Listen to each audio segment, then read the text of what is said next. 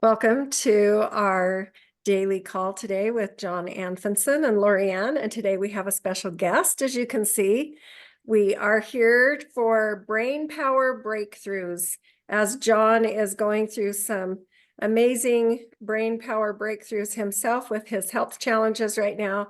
And we are here to talk about success for teens and how they really can become successful in all areas of their life. We talk about different avenues that we can help them with, and we've been able to answer a few of your questions. So that's been a really great opportunity for us too. So today I want to say hello, and John's here today. He missed yesterday, so I kind of did a little short one yesterday, but I'm glad you could be here today, John. Me too. Okay, so let me just read you a little bio about Ira. He is a professional marketing and sales expert, photographer, graphic designer, website builder, philanthropy owner, search engine optimization, content writer, 6-time best-selling author, 2 times TEDx speaker, and credentialed member of the press. Ira has built a large social media following with over 185,000 followers on LinkedIn and over 160,000 followers on Instagram. Ira has a bachelor's degree from the Liberty University, and he has over his 25-year career to date. Ira has spent most of his time in sales roles, from active contributor to department director. One thing that remained constant was Ira always worked hard to help small business and medium businesses increase their ROI and gain market share, providing analytic marketing analysis and strategic marketing advice. Ira is the father of 8 children, and I give kudos to his wife through all of this. So thanks for being on our show today, Ira. And I know that we have a few questions for you about helping teens be successful today. And since you have a house full of teens, we thought you would be a great expert. And like you said, maybe we should have invited your wife too, but Well, only if you want to know how it really happens. My wife is the one. yeah. Yeah. No, it's a great topic. I'm happy to be here. My wife is Wonder Woman, and I'm just Clark Kent. So there you go. There you go. I Nice love analogy. Well, John, do you want to start? Yeah, I got, like I said, some generic questions to begin with. Okay. Sure. I had worked with a group of young adults prior to the pandemic. And so some of this is filtering in and out of that time frame. But one of my questions, Ira, is this. Generation Z, specifically desires to know priorities. That seems to be the one key thing that they focus on is priorities. They want to know, when they're told to do something, they want to know what the priority base is behind it. When they're looking at things, they want to know what the priorities are behind it. My question is, taking the word priorities out and replacing it with the word boundaries. Does that seem to be like, is the needle moving to that? Or is this generation still focused on priorities and not so concerned about putting any boundaries up for anything? Man, I don't know. I mean, every kid is different. Even okay, I have 8 children. Mm-hmm. They're different. The older kids, actually, the ones in college, they come home, and they had a stricter set of rules prior to COVID. Then, once COVID started, my wife and I kind of relaxed because their opportunity in the world had shrunk. So we counteracted that, or counterbalanced it, by increasing, a little bit of, we gave them more leash inside the home. So I've got a 9-year-old who was up the other day till 10:30 at night. And my 21-year-old who's home from college, college break, right? She's a senior now at Pensacola there in Florida. But uh, she looks at the little one who she loves to death and says, "What the heck are you still doing up? I was never, even at Yeah. 18, I wasn't allowed to be up at 10:30." Yeah. And so then she's looking at me as she's saying it to my littlest one, and I'm like, well, times have changed a little bit. So boundaries, it's an interesting question, boundaries or understanding priorities. Might even want to say philosophy behind, why Hmm. somebody's interested in, or what's the purpose of this? How does it serve me? But I will say this, certainly COVID changed how we run our house. That is a paradigm shift, no doubt. Hmm. But True. I have some kids that are more studious, for example, and I have some kids that are more into recreation hobbies. And I would tell you that how I parent them is a little bit different because I recognize what they are naturally good at with their obsession. I'm going to use the word obsession because I've noticed that with these kids. Gen Z, not Hmm. necessarily interested in being well-rounded, at least from my experience as a parent. They're hyper focused on, whatever that is, dancing, basketball, mathematics, acting. My children kind of um cross a lot of spectrums there, but each one of them seems to be a little bit OCD, right? A little obsessive compulsive Yeah. disorder there, right? Yeah. So I don't know if that's true. I can't speak. I'm not a parenting expert or, a psychologist or anything like that. I can only speak from my purview as a dad of these kids, and then observing the friends that they do interact with too. But Hmm. that's what I see is they seem to be hyper focused on certain things as opposed to being Hmm. well rounded like a decathlete in life. Right, Ira, that's why I wanted you to be here, is because we don't want any of those experts or whatever. We just wanted what's going on in real life, in Yeah, day to Hmm. day, because that's more of where, these kids are coming from, is Hmm. the more day to day, and they're not seeing experts. They're not seeing, I mean, yeah, there's people studying these kids, but you're in the midst of a home with these children going sure. through the paradigm shift. And now you get to see, I love what you're saying about that. I know you're calling it OCD, but I think they are more dialed in to where they want to be and what they love. Yeah. Well, I'll give you an example of my own life, right? When I was 14 years old in school, and I did well in school, I was always on the honor roll, dean's list, that person, right? Um, if you asked me what I wanted to be at 14, I would have told you microbiologist. All Mm, right. yeah, Now at 15, the answer would have been different. And yeah. then again at Hmm. 18 and 20 and 22, and you know what I mean?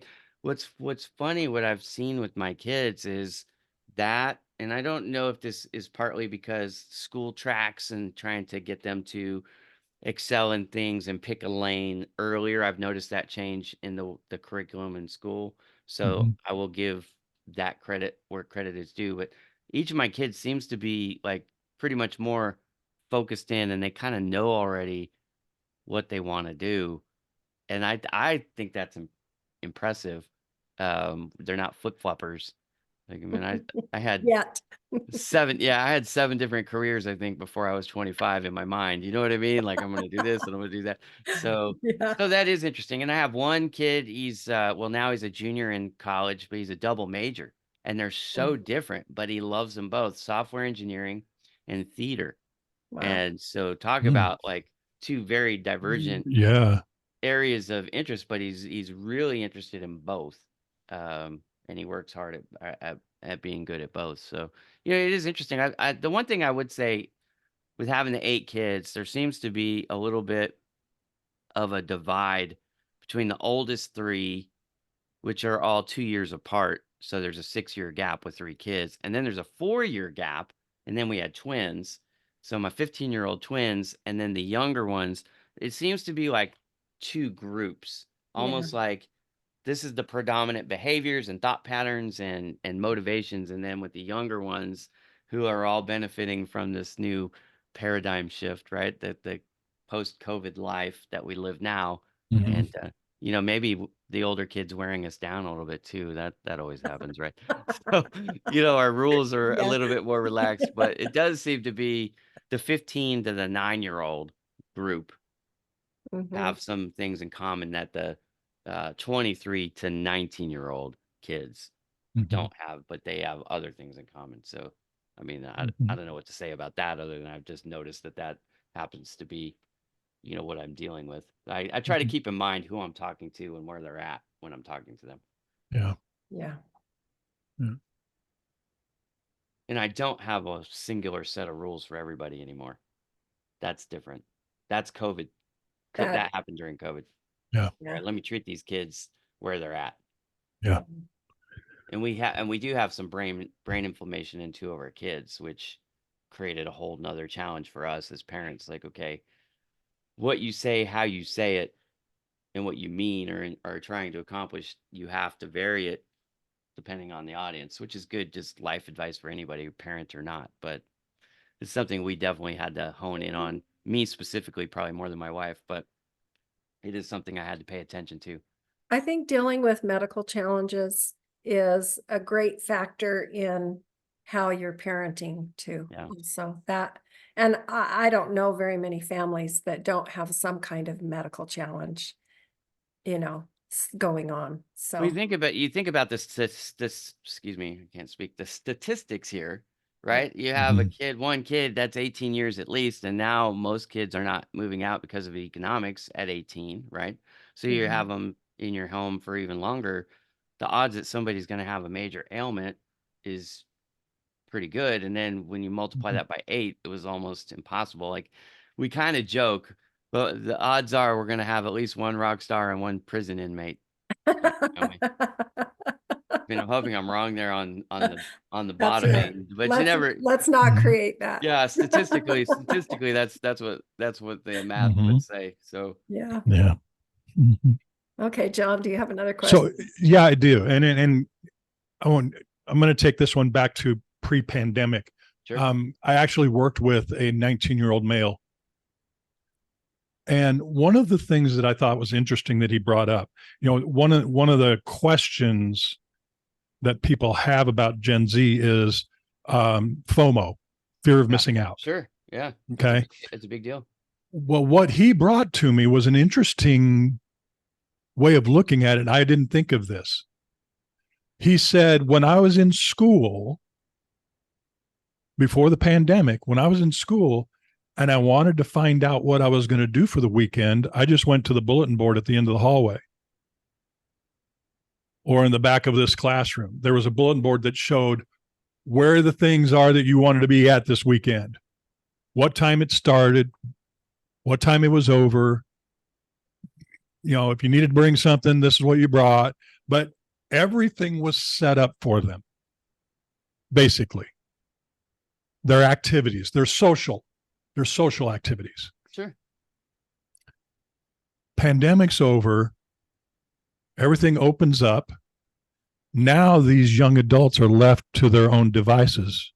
hmm Somebody's got to plan it, somebody's got to create it, somebody's got to get all the logistics done, somebody's got to create the marketing material because they didn't have Ira to do it for them. And what this guy was bringing to the table with my conversation was, he said, John, there were so many times, because this generation has an issue with personal face-to-face communication. No one was there to do the setup. No one was there to talk about the logistics. No one was there to talk about where it's going to be. No one was there to talk about who's in charge of this or who's in charge of that. And so what he ended up bringing to the table was this fear of missing out. He said, I didn't know where to go and what to do because it wasn't all planned out for me already. And so, yeah, I went into the weekend feeling like I was going to miss something really good. My first question is, did you have any experience with that with your kids? And secondly, is it still an issue that you think this generation is still facing?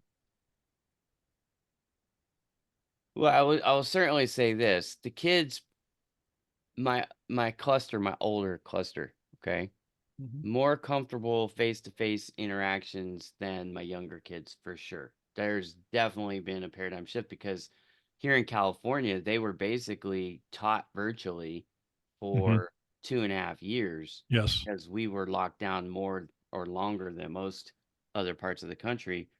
So those kids are far more comfortable online. Uh, I would Mm-hmm. almost say virtual reality is their reality. Oh, They okay. they would rather be on social media. They would rather be in a chat room. They would rather watch a YouTube video, TikTok video, whatever. Like my Mm-hmm. kids don't watch regular TV, right? The older ones do. Right. Binge watch a Netflix series or whatever. The younger kids are watching YouTube channels, Discord channels, TikTok stream stuff. Mm-hmm. It's interesting if you really look at the juxtaposition there between the two groups and Mm-hmm. use COVID as the dividing line. Yeah. As far as the fear of missing out goes, I think the fear of missing out has always been there. It's just how do they accomplish it? Now, we have a different element in our family than a lot of folks because in the United States, I know church attendance is not prevalent. However, we're still a church going family, and that provided a stopgap, a bridge for the Mm-hmm. social outlet. For example, our kids' recreation has always been church activities. So Right. they still have youth groups. We Mm-hmm. have Sunday morning with Sunday school, and then we have Sunday evening and they do their things, and then we have the Wednesday night midweek service, and then there's the Mm-hmm. camps and the special, Right. parties and get-togethers and things like that. So the social component for our kids is a little bit different than most families who don't have that church community outlet. Because while our Mm-hmm. schools were locked down, our church wasn't. Right. So they still had a bridge to do some of these things and interact. But I will say this, the left out the left out crowd is not the younger generation, and that's what many people probably think. It's actually the older kids. Why? Liken it to this. The kids today were all raised with the technology, right? Mm-hmm. We really weren't. So what happened when this started becoming prevalent, like we all felt kind of lost. Mm-hmm. Now, liken that again, pre-COVID, post-COVID, you've got the kids who we limited what they were able to use, cell phones and social media and all these things. We restricted it because why? We were trying to guard our children's minds Mm-hmm. from what we thought was inappropriate for them to consume. But Mm-hmm. now, when you had online school, what happened? Every kid was given a laptop, Mm-hmm. a tablet of some kind, and forced to get on Yeah. online, right? Yeah. So these kids over the last couple years have not only become comfortable online, right? That like as far as where everything is and how to navigate it, that's their familiarity. So my younger kids, they don't crave face-to-face interactions. Mm-hmm. They're not afraid of missing out on that. They frankly are put out when they have to go do that because what they really Mm-hmm. would rather be doing is the social stuff and the media content, which I'm very uh Mm-hmm. it makes me feel icky. I'm just gonna say it because I know there's so many predators out there and the stuff that they're consuming is bad. Yeah. My mom, who happens to be visiting, so she's 70, right? She's visiting and she's like, "Yeah, your kids the other day were watching this stream and like every other word out of this guy's mouth was an F-bomb, and I couldn't believe you were letting them watch it." And I said, "Well, they wouldn't have been watching it if I was in the room. I wouldn't let them watch that, right?" But she said, "It used to be so strict with what they could watch and stuff, and now Yeah. it's looser." And I'm like, "Well, first of all, I don't want them watching something where every other word is the F word, right?" And then the kids chimed in, "Oh, Dad, it was just one little 5-minute section. This one guy came in, he wasn't a part of the actual thing, and he had a really potty mouth." And I'm like, "Yeah, but the minute that happened, you should have turned it off, right?" Yeah. So I've got some work to do for anybody out there who thinks I'm perfect. Believe me, I'm anything far from. Yeah. Remember the opening here. My wife is the Wonder Woman and I'm Clark Kent. All right. But Very but good. but the fact is the the older kids, I think the danger here, and this is what I've noticed. Okay. So Mhm. talk about pitfalls to monitor and hopefully guard against. Getting my older kids to participate and not flounder in things, I think, is a genuine Mhm. problem. With the younger kids, I say the danger's been the danger from the beginning. Who is influencing your kids? Are you even familiar with the people they're watching? Are you monitoring what they take in? Right? Mhm. Are there passwords on your kids' devices that you don't know? In my opinion, that's a non-starter. I'm gonna have access to every device. I'm gonna pick it up whenever I want, and I'm gonna look at it. In fact, my kids, I make them connect to me on social media. I happen to be in this space, so I'm always around, right? So I want to know who they're connecting with, and I want to see what they're consuming. But I'll tell you, it's really hard to do. It takes a lot of time. Yeah. So, they're gonna get away with it. This may sound grotesque to some people, and I apologize, I'm not trying to do that, but think about the Playboy that was hidden under your bed, just as an example, right? Right. That's what it used to be. Well, now it's 24/7. You're 2 clicks away from stuff that you just don't want Mhm. your kids for sure to be Yeah. consuming, right? So you got to be Very very, true. very careful.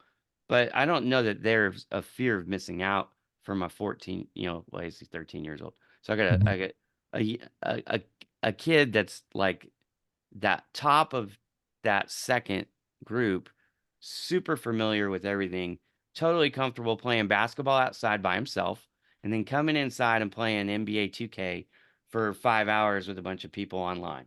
Right? He Mhm. doesn't care if he ever sees anybody face to face. In fact, Yeah. he said he probably prefers not having that interaction.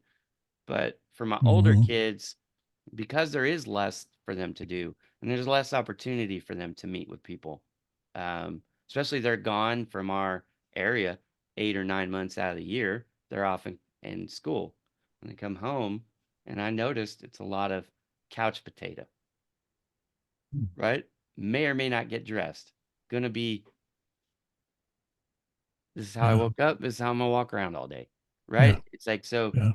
motivation here is the thing, and you can't give your kids motivation. They either have it or they don't, True. right? Can't give them, you can inspire them, but they either have that desire to make something of Mhm. themselves or they don't. And I have like two ends of the spectrum in my family, just with the 8 kids. I've got some kids that are cool with just getting by, gonna do just enough so mom and dad don't rag on my butt. And then I have the kid that, is the double major, right? And I have, that kind of mindset in the kids too. Some of them are go-getters, super overachievers. And what's funny is my wife and I are both more like that. If we do it, we want to do it really well, right? It's either you're all in or you're all out. That's kind of my thing. And it is interesting. They call it helicopter parenting, but we did a lot of that in the beginning with the three olders, and that's part of, in my opinion, why there's a divide in those groups. We were young and we were dumb and we didn't necessarily know everything we were doing. We Yeah. just wanted to keep our babies safe, Yep. right? But the younger kids, I think, are more independent. I've Mm. got kids that are, 9, 10, 11, and 12 that can cook and things that, when the older kids were that age, like we wouldn't let them near the stove by themselves. Like Right. it's crazy. Right. You Yeah. know what I'm saying? So like it is interesting the differences, and it's not all their fault. And part of it is COVID, and Mm. part of it, Mhm. it's not just COVID for COVID's sake. It's not the disease, the disease or Right. infection itself. It's just the way society responded to it. And Mhm. especially, I think it's that school level where we're in class every day. We're forced to interact with society. If you say something stupid online, what happens? Nothing. If you say something stupid in the classroom, the kid's going to punch you in the mouth, or at least the threat of the kid punching you in the mouth might Mhm. keep you a little bit more in line. True. You know what I mean? So, like all of those differences, I think it had a profound impact. And then the other part that I don't know if you guys have ever discussed with anybody, but in my house, holy moly, think 10 people in a house locked together basically nonstop for 730 days. Mhm. You are never alone. Like even in the bathroom, there's somebody knocking, hurry up, get out of Mhm. there, or mom, I need this, or dad, I need that, or so and so did this, or so and so did that. Mhm. It's like insanity. No Right. privacy. Yeah, and you're confined into the size of your space. Now I'm blessed to Right. have 3,400 square feet, and we used every single one of those square feet. Yeah. But man, I'm just telling you that it created a lot of different paradigms. It did change the Mhm. game, at least in our house, and I'm sure in most houses, it totally changed what life looks like day to day. Yeah. Not just the extracurricular activities, but the daily Mhm. routine, and then the house is a mess, far more, and there's almost always somebody in a bad mood or somebody's sick or whatever, and you know the So tension of the home is definitely higher. was there a lot of competition? Competition in my house is pretty normal. Everything is a competition, but yeah, and what people compete for is different too, right? Again, Yes. this comes down to personalities. Like the thing that's probably the biggest competition in our house is a GPA or grades, right? And then there's a few who don't really care, try, and it's evident in the grades, right? Like they're sliding by. Okay, like if I get a C, is dad gonna ride my butt? Don't bring home a D. They know that. So okay, I gotta have Hmm. at least a C. But Right. if I get a C and I tell dad I did my best, is he gonna Yeah. believe that, right? And then you Yeah. got the people that get pissed off because there was extra credit. Not even 100% is good enough. They want to get every single possible Hmm. point, right? And so that's Yeah. that's kind of the competition. And then, who's the favorite at this or that or whatever, right? And Hmm. you know, those things. Yeah. But yeah, competition is been I was an athlete growing up. So for Hmm. me, I love sports. Yeah. So I've just, they know I'm a competitive guy. I make no bones about it. I was in sales for a long time, and that's a very Hmm. competitive Yeah. occupation. So for Yeah. better or for worse, I've instilled competition in my kids as There part you of go. their genetic, Yeah. mental makeup. Very good. Well, this has been very enlightening, very Yeah. awesome to hear really the dynamics of what is going on in a normal household, if we want to say normal, Hmm. there's no normal anymore. Like you said, there's been all these paradigm shifts.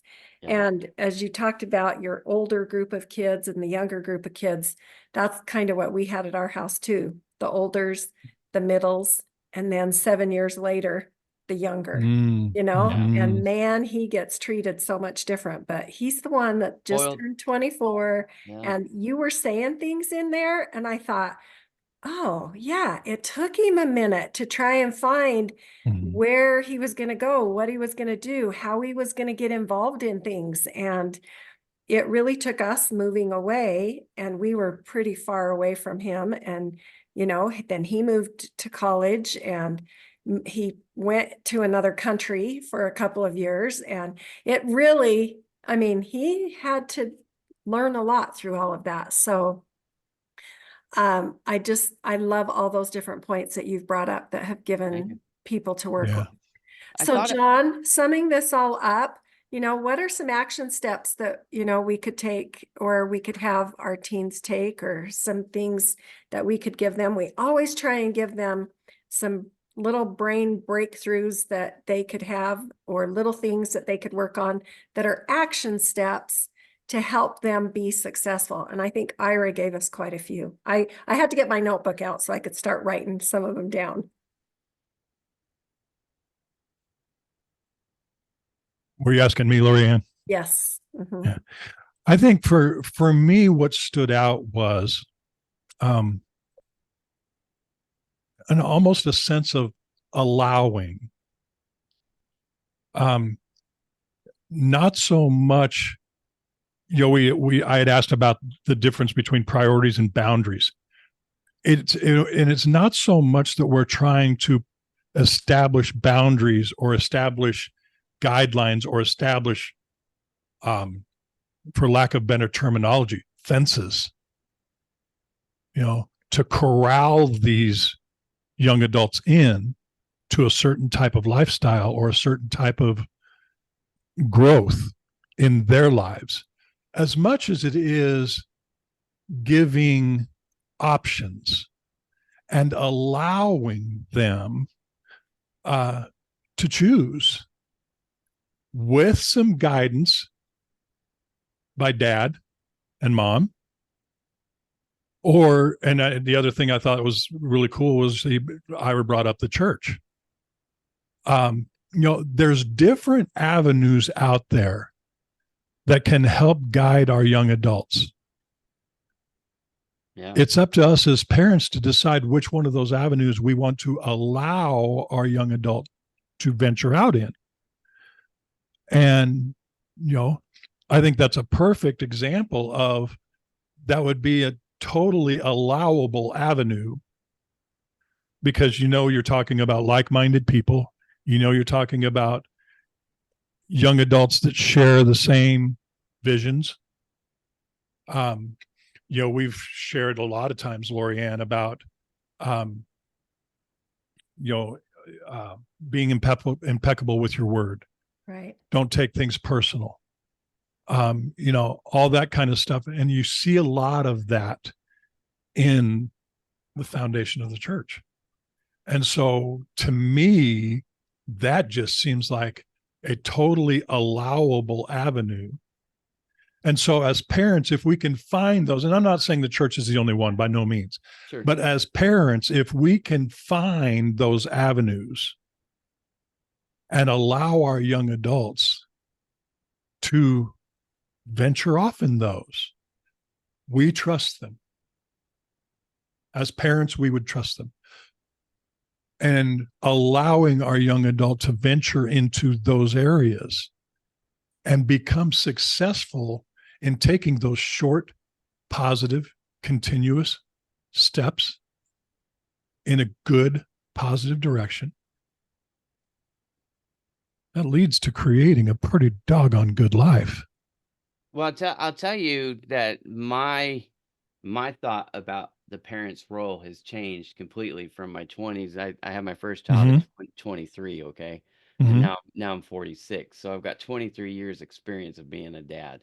My my thought about my role is completely different. And here's what I would say to any parents out there, and even to the kids that are listening, right? Your parents are trying to help you become who you were meant to be, or who you would like to be. It takes trust. So they're going to give you opportunities to build trust. Now, whether you succeed or fail determines how they respond, right? As you keep succeeding, you're going to be earning more trust, and so you're going to be given more freedom.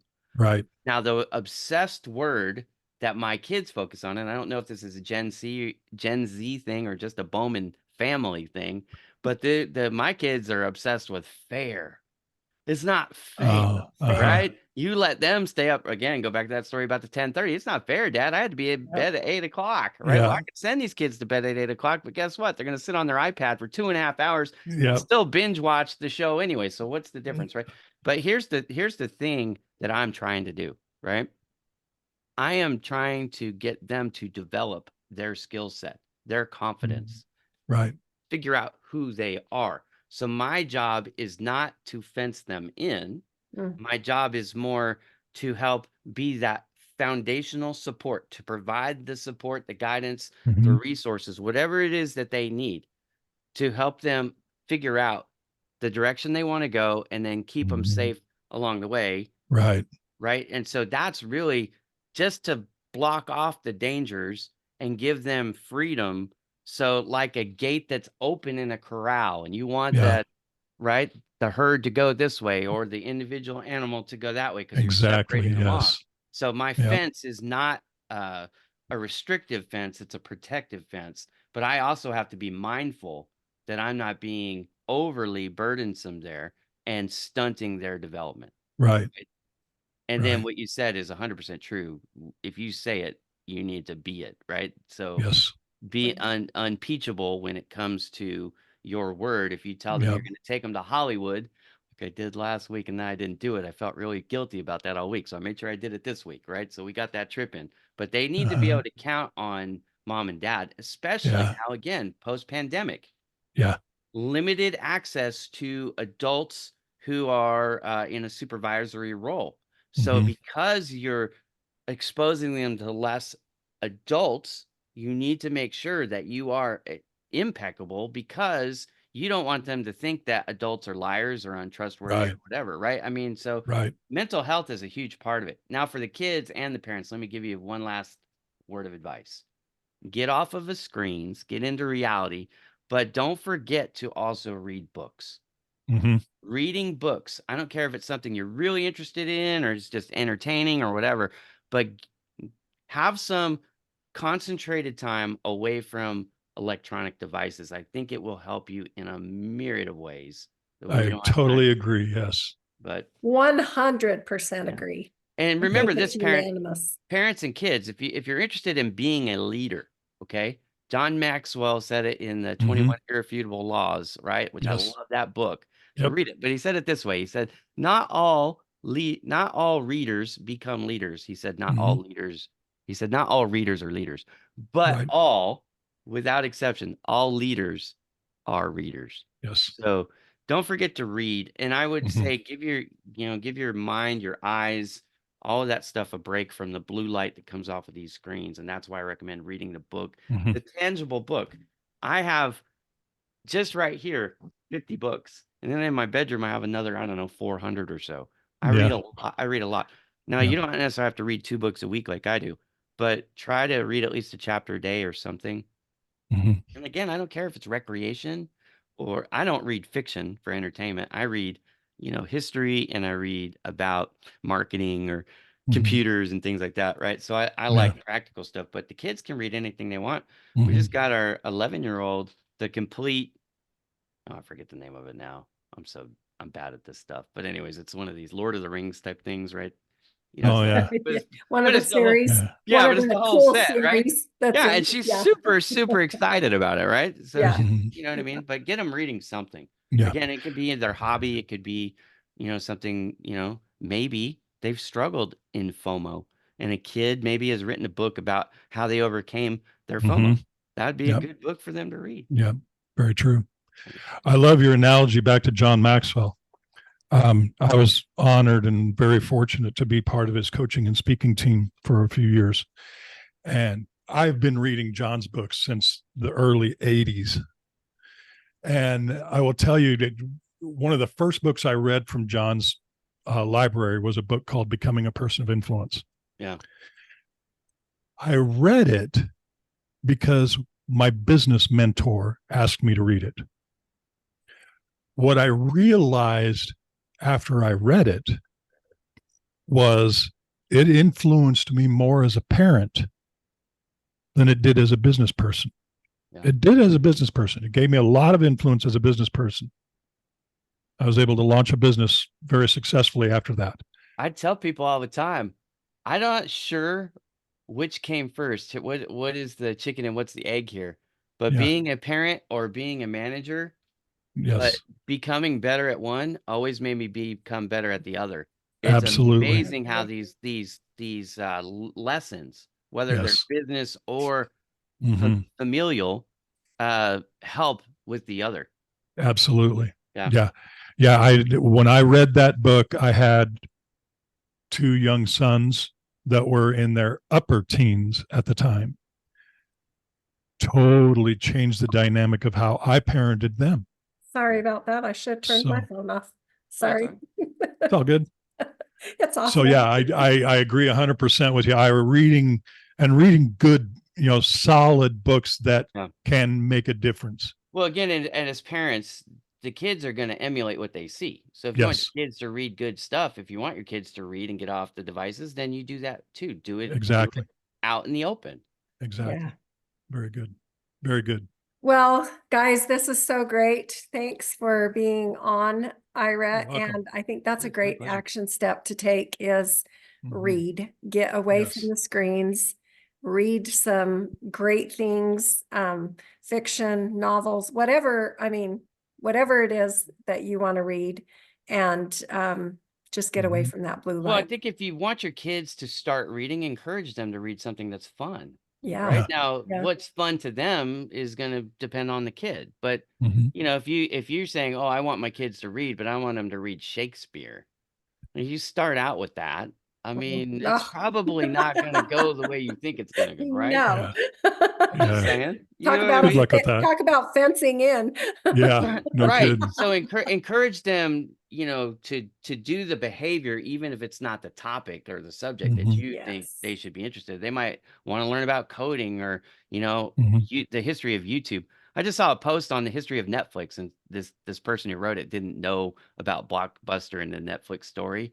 But that's a fascinating story. And these kids are all on Mhm. Netflix now, but they may not know that it started out with DVDs and CDs and all that stuff by Yeah. mail, right?